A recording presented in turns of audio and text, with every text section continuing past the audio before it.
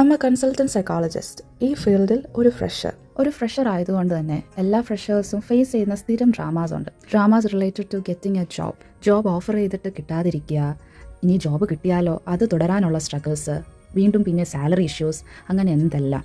ഫ്രഷേഴ്സിന് job കിട്ടാൻ വേണ്ടി ഒത്തിരി റിയൽ സ്ട്രഗിൾസ് ഉണ്ട്. ഇനി നമ്മൾ സൈക്കോളജി ഫീൽഡിലെ ഫ്രഷർ ആണെങ്കിൽ നമുക്ക് വരുന്ന ഒരു സ്ഥിരം ഡയലോഗ് ഡെലിവറി ഉണ്ട്. നീ ഒരു കൺസൾട്ടൻറ്റ് സൈക്കോളജിസ്റ്റ് അല്ലേ, ഇങ്ങനെ തളരാമോ, നിങ്ങൾക്ക് തളരാൻ പറ്റുമോ, നിങ്ങളല്ലേ ബോൾഡായിട്ടിരിക്കേണ്ടത്, എന്തെല്ലാം. എനിക്കിതുവരെ മനസ്സിലാവാത്ത ഒരു വിഷയമുണ്ട്. ഒരു സൈക്കോളജി മേജർ എടുത്തെന്ന് വെച്ച് നമ്മൾ വല്ല സൂപ്പർ ഹ്യൂമൻസോ വല്ല ആവുന്നുണ്ടോ? അതൊക്കെ അവിടെ നിൽക്കട്ടെ, അതിലേക്ക് നമുക്ക് പിന്നെ വരാം. As A human being and as A fresher, എല്ലാ ഫ്രഷേഴ്സിനോടും എനിക്കൊന്നേ പറയാനുള്ളൂ. ഇതൊരു ടൈം പീരീഡ് ആണ്, ഒരു കൂട്ടം ഹാർഡ്ഷിപ്സിൻ്റെ. പക്ഷേ അവിടെ ഒരു ഹോപ്പ് ഉണ്ട്, ഒരു ഗുഡ് ബിഗിനിങ്ങിന് വേണ്ടിയുള്ള ഒരു ഹോപ്പ് തീർച്ചയായും ഉണ്ട്. കാരണം ലൈഫ് ഇങ്ങനെയൊക്കെയാണ് ഒത്തിരി ബ്യൂട്ടിഫുൾ ആവുന്നത്. പിന്നെ ഈ സൈക്കോളജി എന്ന് പറയുന്നത് അഡ്വൈസോ പോസിറ്റീവ് അഫർമേഷനോ ബോൾഡ്നെസ്സോ ഇതൊന്നും അല്ല. അതൊക്കെ നിങ്ങൾക്ക് എൻ്റെ അപ്കമിങ് വീഡിയോസിലൂടെ മനസ്സിലാവും.